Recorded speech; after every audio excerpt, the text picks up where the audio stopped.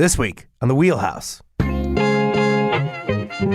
LGBTQ plus rights, local politics, and federal lawsuits.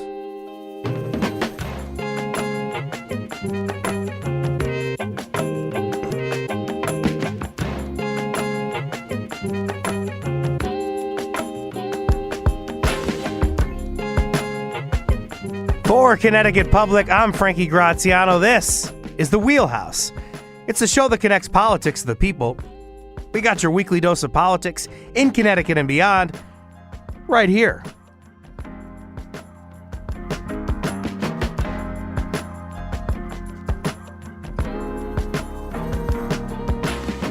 Nearly 1 in 3 young LGBTQ plus people say their mental health is poor most of the time or always due to anti-LGBTQ plus policies and legislation.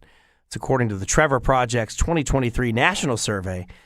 And more anti-LGBTQ policies seem to be popping up every day, even here in solidly blue Connecticut. Most recently in Enfield, the town council passed a resolution saying only certain flags can fly at town buildings, flags representing the state and country, as well as the POW/MIA flags, the prisoner of war missing in action flags. Many see this as an attack on the pride flag specifically. In response, about 100 people showed up at a rally against the change. And with me to talk about some of these local developments here before we have more of a national picture on LGBTQ plus rights, Matt Dwyer, editor of All Things Considered here on Connecticut Public. Good morning, Matt Dwyer. How are you? Hi, Frankie. Thank you for having me on the show. Matt, thank you so much for coming on the show. We hope your son feels better as well, too. Thank you so much for coming on this morning. Yep, nothing major. He's good. Walk me through what happened in Enfield, Connecticut. Who made this call? So the town council, and I guess maybe the thing that changed recently is that control of the town council in Enfield switched from Democrats to Republicans in the last election in November.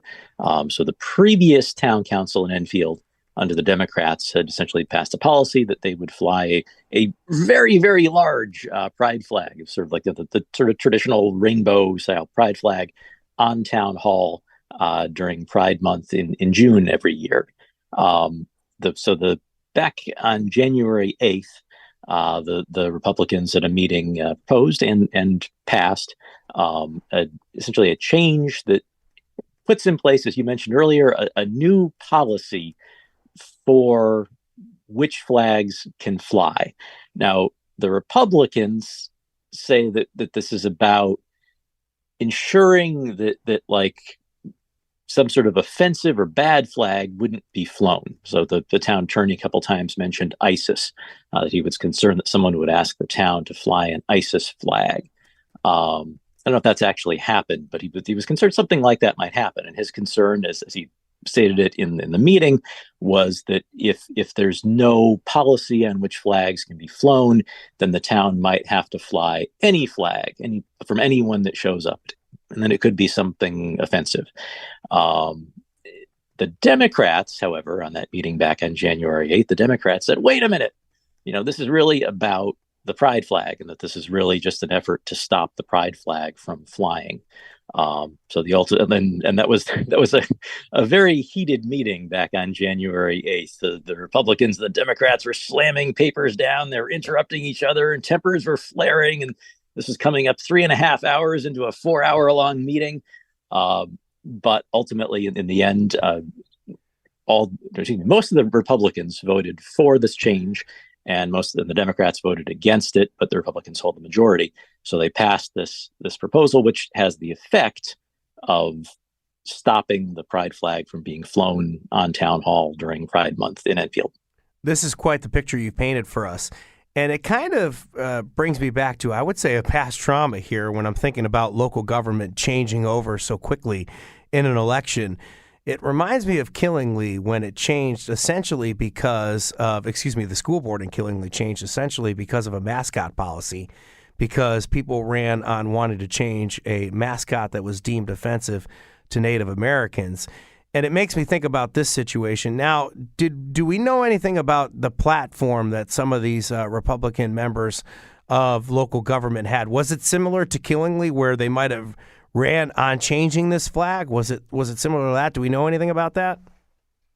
Honestly, I don't cover Enfield day to day, so I have to Yes. admit I did not cover the election back in November, so I'm not sure how much this played into the election. And is anybody saying anything this about the military flags and whether or not those can be considered political? That did not come up much during the meeting back on January 8th. I can add one other thing.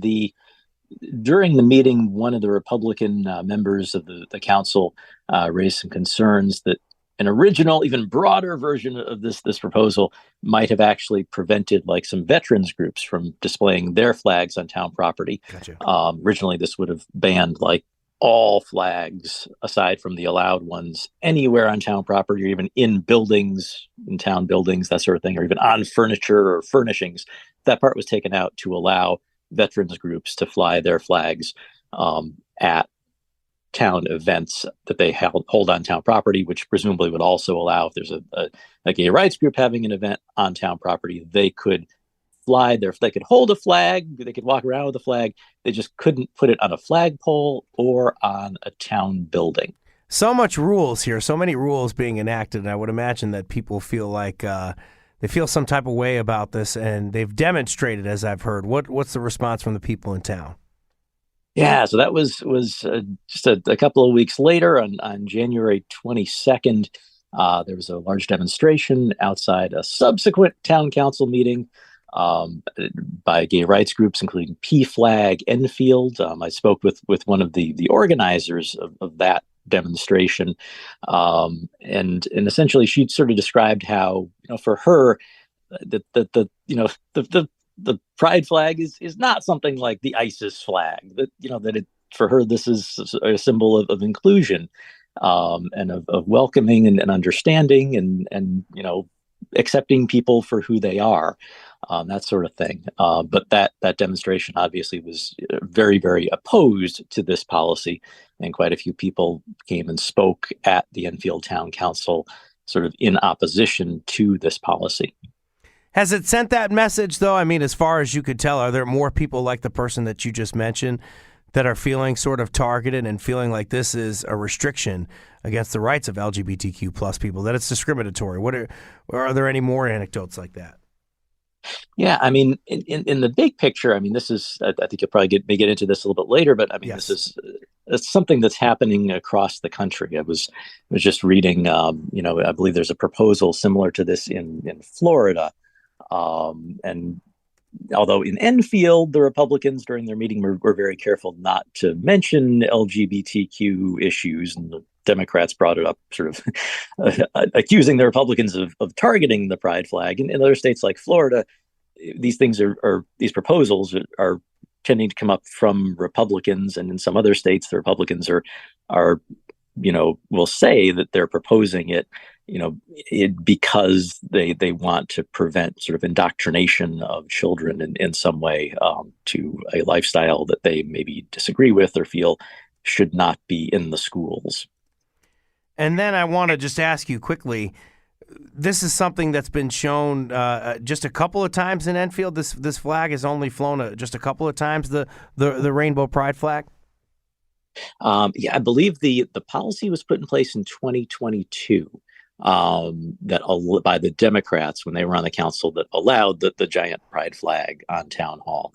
I don't know the history before that, if it had flown at all before that. I'm not sure. And was this so was that a situation where there was a big fight in town in 2022? I have to admit, I was not there to cover that. All right, so one I know. I do know that it passed the council, I believe 8-2. So it passed the council with quite a bit of support. I don't know in the community what the response was back then.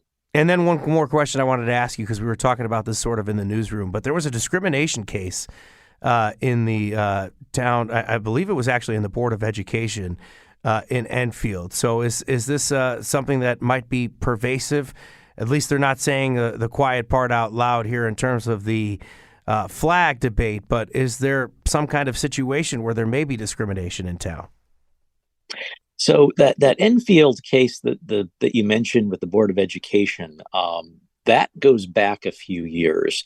That was a case where a member of the Board of Education essentially went to court, basically accusing the town and the Board of Education of refusing to give her accommodations because she was deaf or hard of hearing.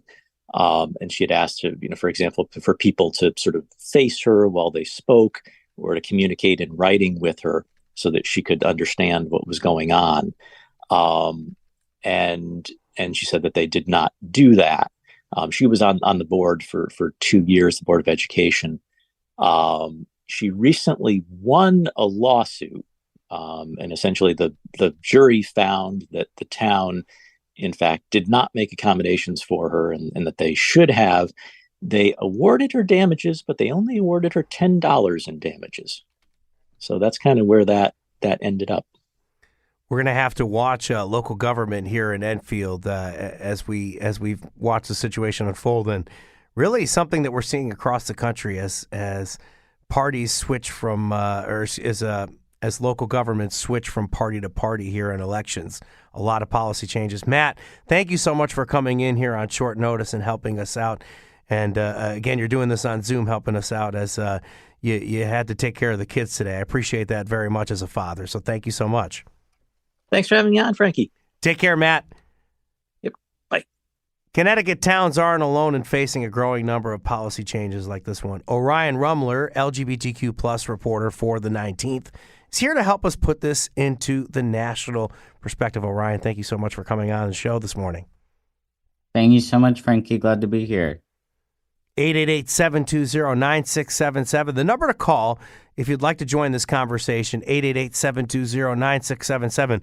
We're going to have a little short conversation here for the next couple of minutes here, take a break, and then we'll have a larger conversation, Orion. But just you and I, but just really quickly, are bans on pride flags something we're seeing in other states across the country?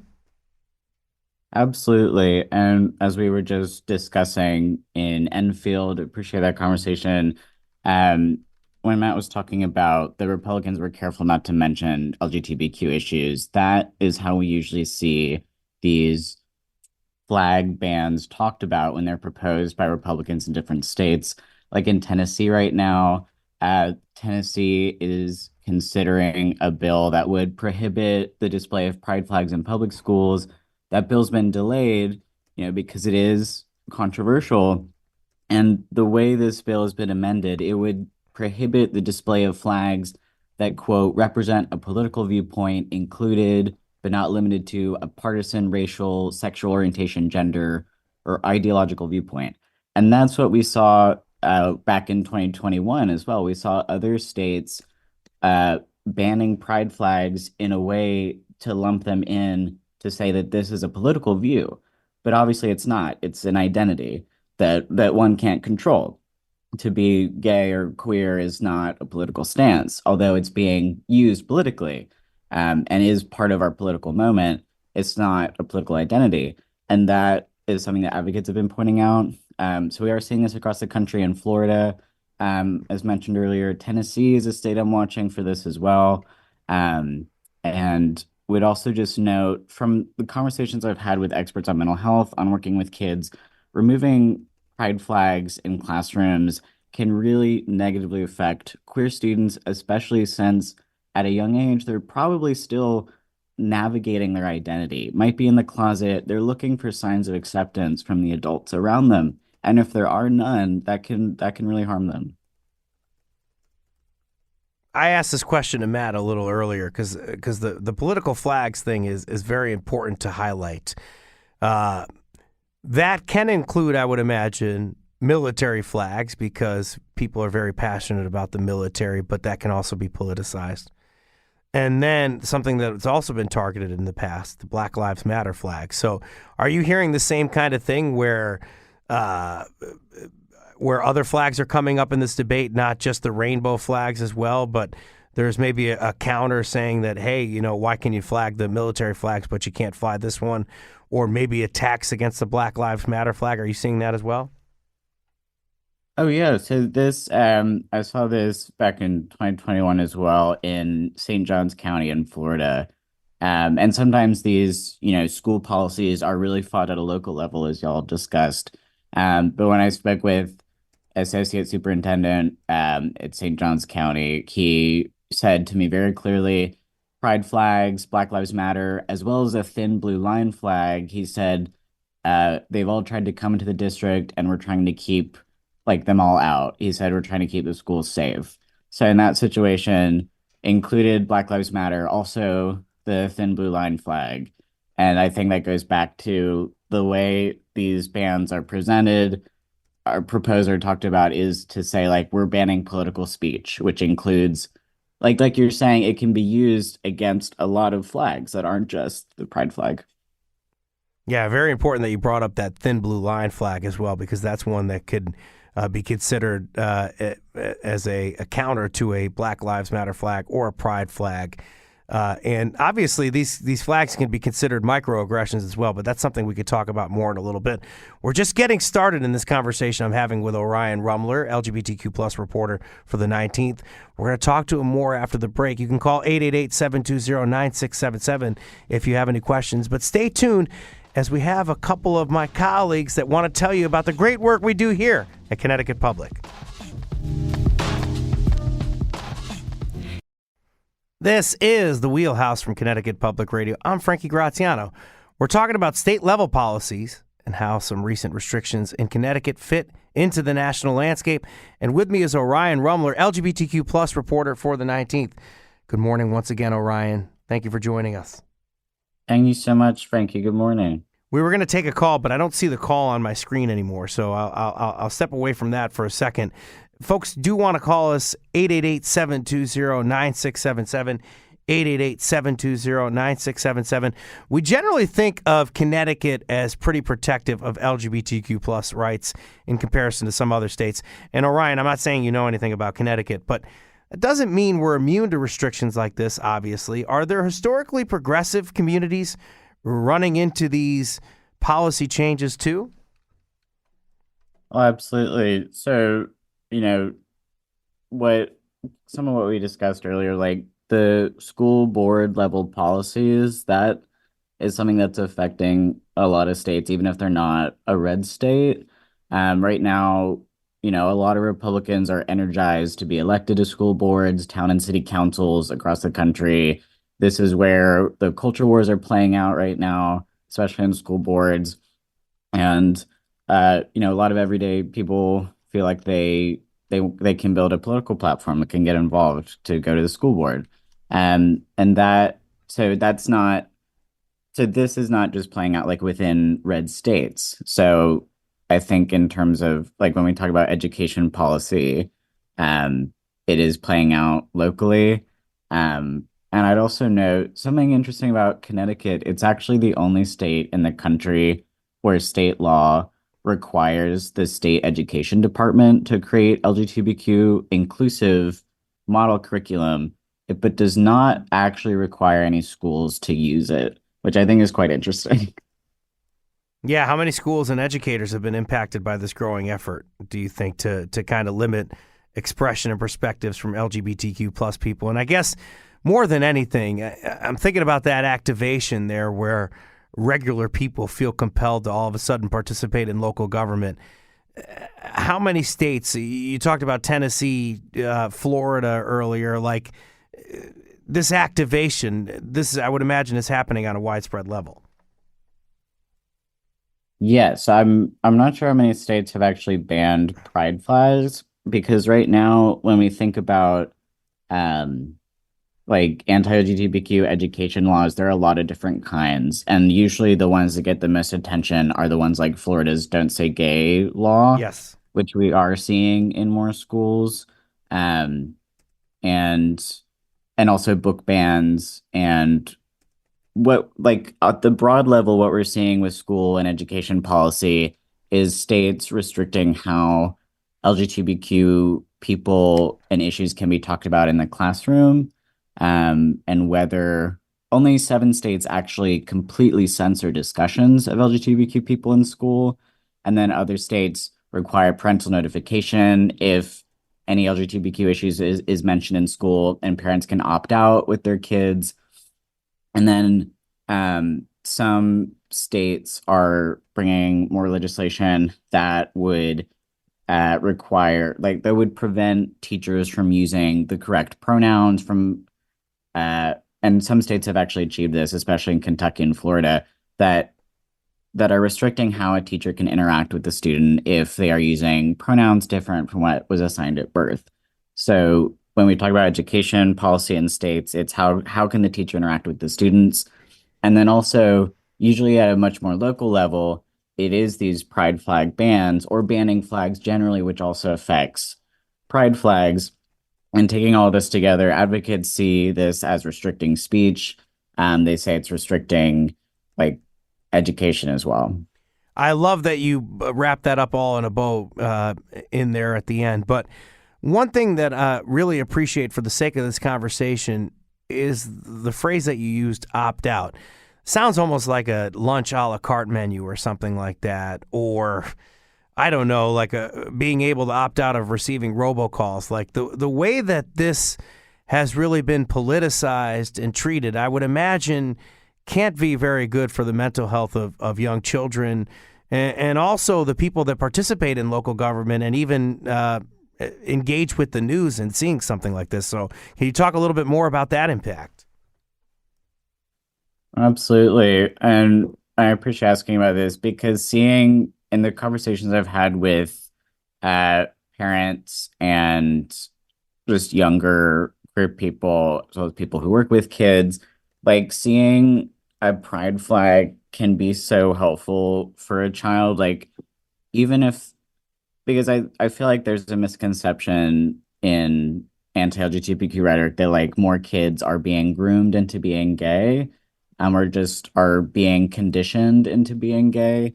And that, isn't the case. Like, usually what's happening is a young kid is like questioning their identity. They're not sure. They're probably like looking for acceptance. They're looking to like learn about themselves.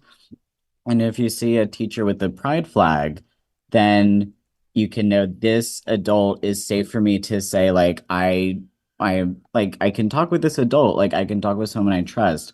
And this is so important because for a lot of LGBTQ kids, and the Trevor Project has data about this as well, a teacher is the safest person for them to talk to. Many queer kids do not feel like they can talk to their parents about their identity, or they know that they can't. They aren't in a safe house for this. But school is seen as the next best place for queer and trans kids to find a safe adult to talk to. And if schools are implementing more of these restrictions, if there are no obvious signs for like where is a safe adult I can talk to, that takes away a really important safety net for queer kids. I want to underscore something that you just said and repeat it so that people may understand this and they could take that away from this conversation. If a local government or a local school board bans a pride flag, it might eliminate an avenue that a student that age has to talk to somebody about it, as you just said, that they're most likely, and I think this is according to the Trevor Project as well, to talk to a teacher about this. It's very important that you said that. Thank you for bringing that up, Orion. I want to continue to not necessarily harp on the negative, but we're going to get to some positive points in a second. But I just want to kind of paint a full picture for our audience to understand this. Give me some ideas about entities that are the most influential players nationally in this attack on LGBTQ plus rights so that people can understand this when they're watching TV and they're maybe hearing some rhetoric or something like that, that they're not blind to this kind of thing.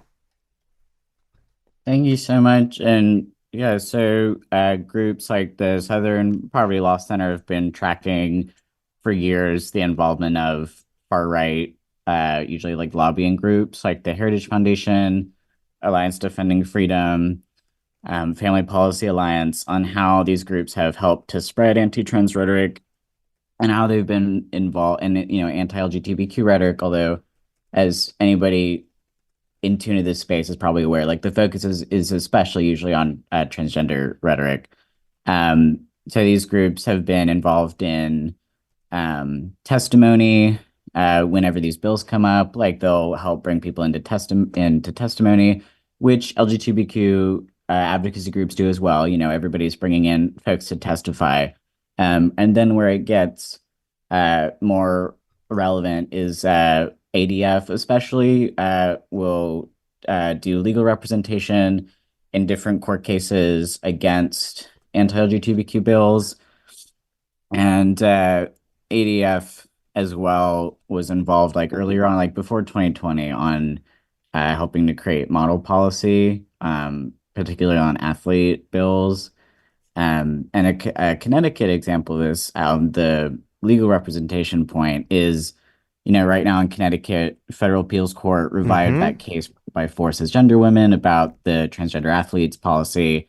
And Orion, we're going to get into that a little bit more in the next segment with Katie Barnes. That's why we brought Katie Barnes on to talk about this, because, as you mentioned, ADF does do this job where they come in and they will make this kind of representation. But as you just continue there and you talk about model policy too, we had a show where we talked about power players in these groups and people. Will they also put money into these local school boards, or at least try to make a candidate, maybe be a kingmaker or something like that?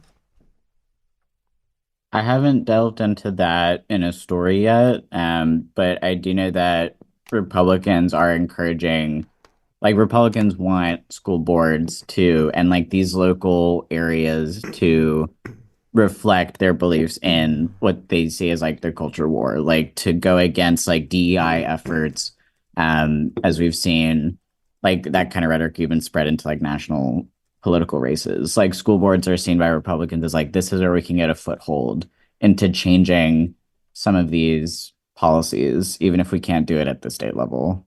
Important that you brought up ADF and you talk about the attack on trans rights and this rhetoric, and we're going to talk about that more in our next segment. But as we continue here, Orion, former President Donald Trump spoken out against inclusive education and trans rights.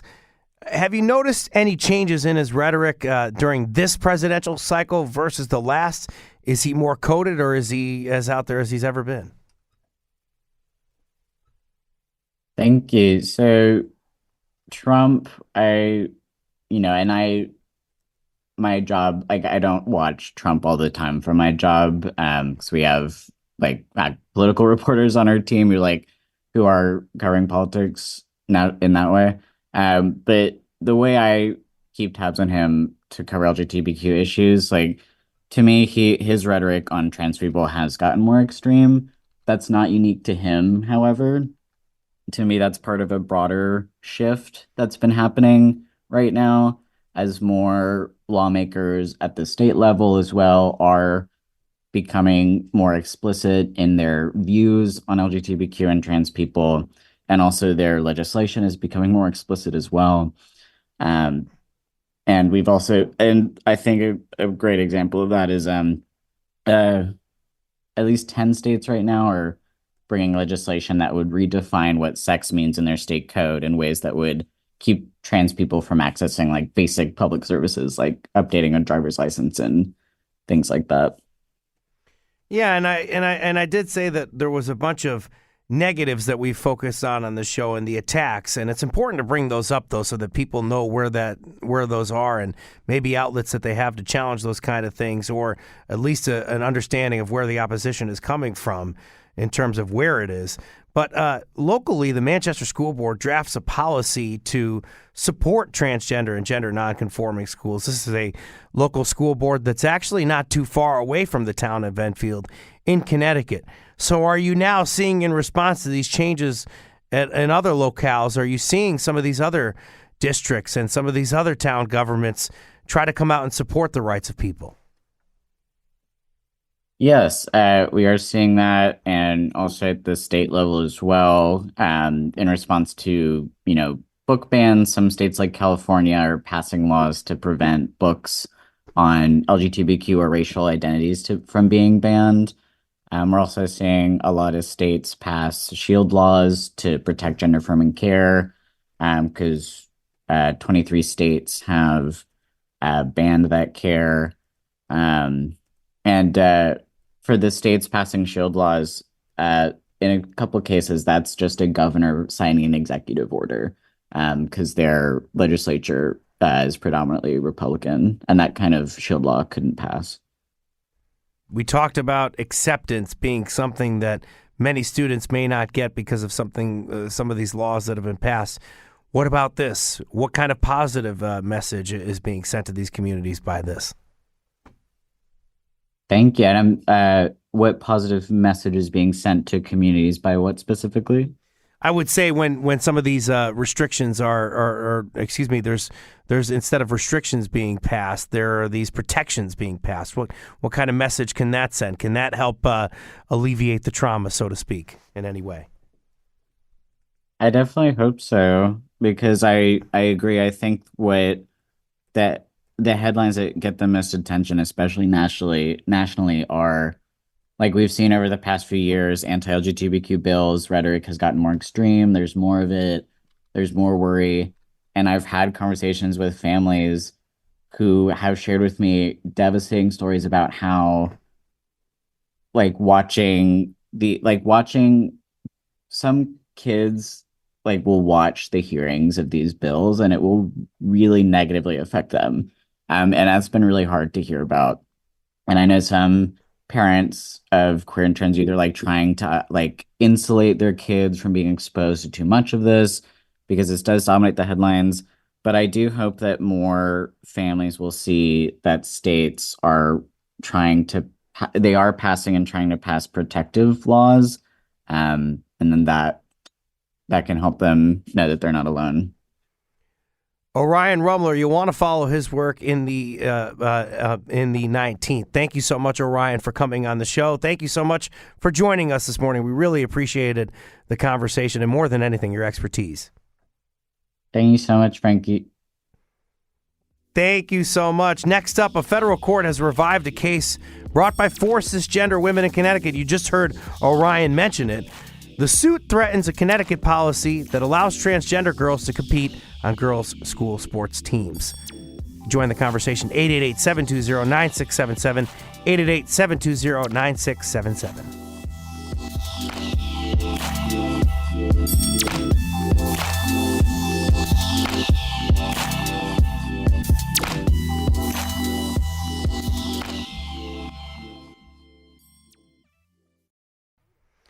This is the Wheelhouse from Connecticut Public Radio. I'm Frankie Graziano.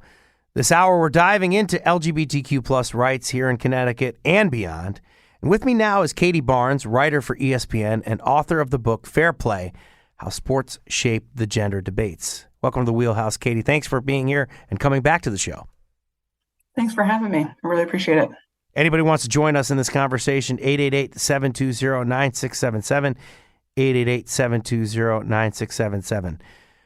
When you came on the show last time, Katie, we talked about a 2020 lawsuit that was filed by 4 female cisgender high school track and field athletes from here in Connecticut. Runners, track and field athletes, they say allowing transgender girls to participate in girls' track and field is a violation of Title IX. Case dismissed. But recently, a federal appeals court revived the case. Why is it resurfacing now, Katie? This case has had many lives. As you pointed out, it was filed almost 4 years ago, actually February 12th, 2020, was when this case was originally filed in district court in Connecticut, and was dismissed as moot, as you point out as well. There was an appeal after that to the Second Circuit of Appeals, and it was originally dismissed there too. But in 2023, that case was heard en banc, which means that the entire Circuit of Appeals, all of the judges, instead of just a panel of a few of them, heard the entire case. And the question was not about the merits of the case, meaning not about whether or not the core question of does Connecticut's transgender inclusive athletic policy violate Title IX, but whether the cisgender girls who were filing this lawsuit had standing to do so, meaning did they have the legal right to challenge this existing policy. And That was what the Circuit of Appeals was weighing in on. And so they ended up ruling near the end of last year that, in fact, these cisgender girls do have standing, and remanded the case back to district court to rule on the merits. So 4 years later, there will be a ruling of some sort on the merits of the question of whether or not the CAIC's transgender inclusive policy is, in fact, in violation of Title IX. Katie, I didn't know how to ask you about that question because it is such a tough situation to unpack. You'd almost have to be a legal expert, but you must be, because this was tremendous. And the very important part there is the merit really shifting, not necessarily talking about the merit of the case, but whether or not there was standing there. And that's kind of what I want to get into. The 4 plaintiffs in Connecticut aligned with the national group, the Southern Poverty Law Center calls, and quote, anti-LGBTQ plus hate group.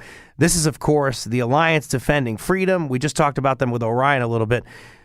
The Alliance and the students sued a state governing body of high school sports, several area boards of education, but they also targeted local student athletes Andrea Yearwood and Terry Miller, right? Yes. Andrea Yearwood and Terry Miller were not sued directly, of course. That's right. But the ACLU did intervene on their behalf, as they were the 2 athletes in question who were competing at that time in the sport in question. But what I mean by that is they're being targeted in the lawsuit, and there's been some very discriminatory language shared in the lawsuit as well.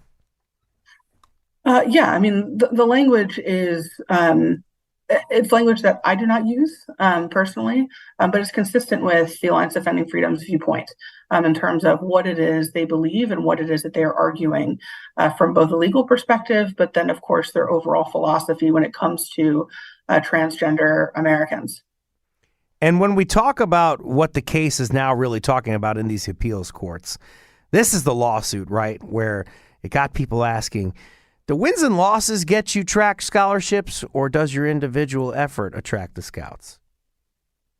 Yeah, I think one of the things that's been really interesting about the ongoing discussion when it comes to transgender athletes across the country is that it's not always clear that everyone in the conversation fully understands how sports operates from a mechanics standpoint, in that when you look at track and field, for example, your times matter.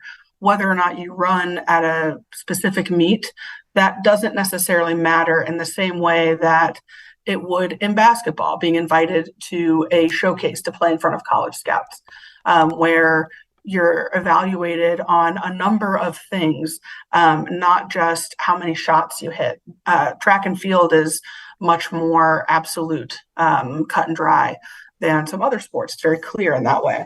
So in that sense, it's, I think, a challenging part of the conversation. But what is important about the Connecticut case is that, one, it is the only example of the Alliance Defending Freedom going on offense, as it were, when it comes to these lawsuits and being successful in that way. It's one of the first of its kind, and it predates some of the more controversial representations of transgender athletes competing with success around the country. And so in that sense, it's an incredibly important legal discussion.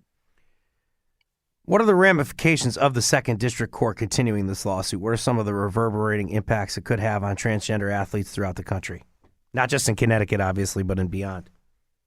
Yeah, that's a really hard question to answer because there are a number of other cases that were filed later that have moved further along. So there is a case out of Idaho that, where HB 500, the Idaho law that affected transgender athletes, was not allowed to go into effect. And was successfully challenged there. And the Ninth Circuit of Appeals upheld that challenge and continues to not allow that law to go into effect. That will likely be appealed at some point in time to Supreme Court.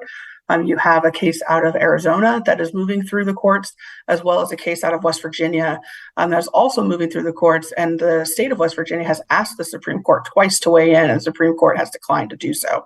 So there are a number of legal challenges around laws in particular that have been that have been passed at the state level, which are fundamentally different than the question being asked in Connecticut. However, I think it's really hard to get an idea of what the possible ramifications could be, simply because so much of the question doesn't necessarily apply in the way that it used to. There was a lot of urgency in 2020, specifically around Connecticut and the question of track and field, because we were in track and field season. But these athletes haven't competed against each other since February 14th of 2020. And of course, a lot of it had to do with COVID. And so it really disrupted, I think, what could have happened legally in this case and a lot of those questions. But regardless, the question of a high school association's athletic policy that is inclusive is separate from a state law that could be discriminatory. And Connecticut is not the only state that has an inclusive policy. And so you're looking at states where transgender athletes can compete, and they're the only states where they can compete right now. If those policies are found to be in violation of Title IX, that will raise a lot of questions and will expand restriction in a way that was not anticipated. Katie, where can people get your book? They can buy it anywhere where books are sold.